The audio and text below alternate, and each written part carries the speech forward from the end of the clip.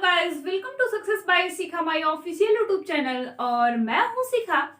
आज हम लोग इस क्लास में देखने वाले हैं कि नोबेल पुरस्कार का जितना भी लिस्ट है वो सारा मैंने एक जगह इकट्ठा किया है। और ट्रिक वाइज या ऐसे भी अगर ट्रिक से आपको नहीं याद हो पा रहा है तो आप दिन में एक दो बार या फिर वीकली दिन में एक दो बार देखें, फिर दो चार दिन पे आपने देखा, वीकली देखा, ऐसे कर करके अगर आप रिवाइज हमेशा करते रहेंगे तो आपको वो याद हो जाएगा। क्योंकि एग्जाम पॉइंट ऑफ व्यू से हमारे लिए वो बहुत इंपॉर्टेंट बनता है। आए हुए तो बहुत दिन हो गया, लेकिन अपकमिंग एग्जाम के लिए जो है ये बहुत महत्वपूर्ण बन सकता है। जब तक 2022 का जब आ जाएगा उससे पहले का जितना भी एग्जाम है सब में ये पूछा जाना है।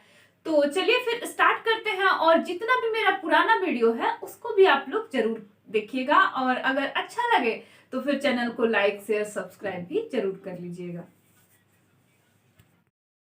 तो इसमें हम लोग नोबेल पुरस्कार 2021 में जितना सारा मिला है वो देखेंगे, और उससे पहले ये देखेंगे कि किनके याद में ये दिया जाता है। तो नोबेल फाउंडेशन द्वारा स्वीडन के वैज्ञानिक अल्फ्रेड नोबेल की याद में जो है ये नोबेल पुरस्कार दिया जाता है। और ये इसमें जो है कितने क्षेत्र में नोबेल पुरस्कार दिया जाता है, तो साहित्य के क्षेत्र में, शांति, भौतिकी, रसायन, चिकित्सा और अर्थशास्त्र के क्षेत्र में जो है ये पुरस्कार दिया जाता है। तो यहाँ से आपका बहुत सारा क्वेश्चन बन सकता है जो कि एसएससी, रेलवे या कोई भी स्टेट लेवल के एग्जाम में आ सकता है। बैंक में जो है यहाँ से ये किस क्षेत्र में दिया जाता है यहाँ से क्वेश्चन आ सकता है, लेकिन किनकी याद में दिया जाता है यहाँ से क्वेश्चन बैंक नहीं पूछता है। तो आप लोग इसको याद कर लीजिएगा। और कब से ये दिया जाता है, तो ये 1900 ईस्वी में इसका एस्टैब्लिशमेंट हुआ था और 1901 से जो है इसको दिया जाता है। अब हम लोग देखते हैं कि इस बार जो है शांति के क्षेत्र में ये पुरस्कार किसको किसको मिला है। तो फिलीपींस की पत्रकार दमित्री मुरातोव और रूस की पत्रकार मारिया रेसा को ये पुरस्कार दिया गया है। और क्यों दिया गया है इनको ये पुरस्कार, तो ये अभिव्यक्ति की स्वतंत्रता के लिए इन्होंने बहुत अथक प्रयास किए हैं, उसके लिए इन्हें ये पुरस्कार दिया गया है। अब हम लोग देखते हैं कि इकोनॉमिक्स के क्षेत्र में, अर्थशास्त्र के क्षेत्र में ये पुरस्कार किसको दिया गया है। तो अमेरिका के हैं, इनका नाम है डेविड कार्ड।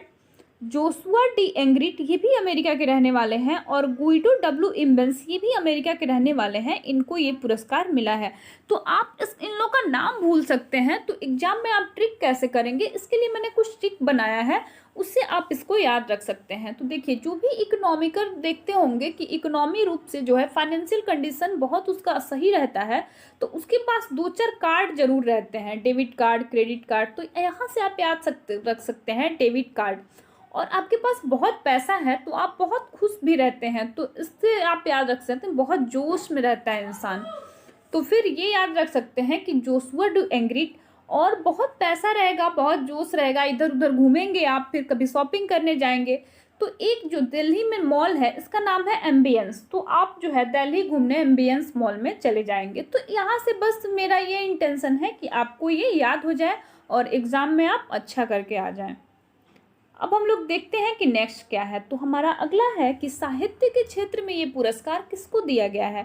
तो अब्दुल राज़क गुरनाह को जो है, ये तंजानिया के उपन्यासकार हैं, इनको जो है लिटरेचर के क्षेत्र में इनको नोबेल पुरस्कार दिया गया है। तो इसमें एक ही नाम है, नाम भी आसान है, आप आराम से इसको याद रख सकते हैं। और इनको क्यों दिया गया है, तो ये जितने भी शरणार्थी लोग हैं उनके दिलों में जो है इन्होंने प्रेम पैदा किया है अपने उपन्यास के जरिए, तो इसलिए इनको जो है ये लिटरेचर का नोबेल पुरस्कार दिया गया है। अब हम लोग देखते हैं मेडिसिन के क्षेत्र में। तो मेडिसिन के क्षेत्र में अमेरिका के वैज्ञानिक हैं जिनका नाम है अर्डेम पाटापाउटियन और डेविड जूलियस, ये भी अमेरिका के वैज्ञानिक हैं। तो इनको भी जो है मेडिसिन के क्षेत्र में ये पुरस्कार दिया गया है। और क्यों दिया गया है, तो ये जो है बॉडी के टेम्परेचर, दबाव और दर्द देने वाले रिसेप्टरों की खोज के लिए इन्हें ये पुरस्कार दिया गया है। अब हम लोग देखते हैं कि नेक्स्ट क्या है। तो हम लोग अगला देखते हैं फिजिक्स के क्षेत्र में। तो भौतिकी के क्षेत्र में जो है ये तीन वैज्ञानिकों को मिला है। पहले का नाम है शिवकुरो मनाबे, ये जापान के वैज्ञानिक हैं। दूसरे का नाम है क्लॉस हैसलमैन, ये जर्मनी के वैज्ञानिक हैं। और जॉर्जिया पारिसी जो है ये इटली के वैज्ञानिक हैं। इन तीनों वैज्ञानिकों को जो है ये फिजिक्स के क्षेत्र में नोबेल पुरस्कार दिया गया है। अब हम लोग थोड़ा इसमें भी ट्रिक लगाते हैं। कि बस आपको नाम थोड़ा बहुत याद हो कि आपको मतलब आसानी से ऑप्शन देख के टिक कर पाए। तो देखिए, एक क्लास में जो है जॉर्जिया पारिसी नाम का एक लड़का रहता है, उससे कोई सा भी क्वेश्चन पूछिए तो वो मना कर देता है। तो यहाँ से आप इससे याद रख सकते हैं थोड़ा सा ट्रिक। अब देखते हैं नेक्स्ट क्या है। तो वो नेक्स्ट है कि मतलब केमिस्ट्री के मतलब रसायन के क्षेत्र में किसको मिला है ये पुरस्कार। तो जर्मनी के वैज्ञानिक हैं बेंजामिन लिस्ट, और स्कॉटलैंड के हैं डेविड मैकमिलन।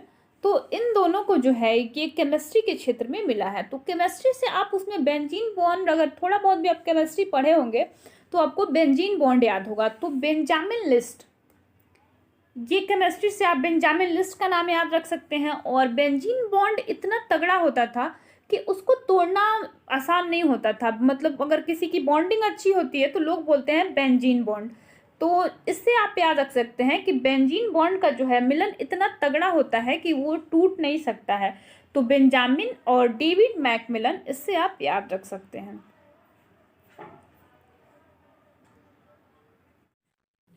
आज के लिए इतना ही, और कैसा लगा मेरा कंटेंट आप लोग कमेंट बॉक्स में जरूर बताइएगा। अगर सेशन अच्छा लगे तो फिर चैनल को लाइक शेयर सब्सक्राइब भी जरूर कर दीजिएगा।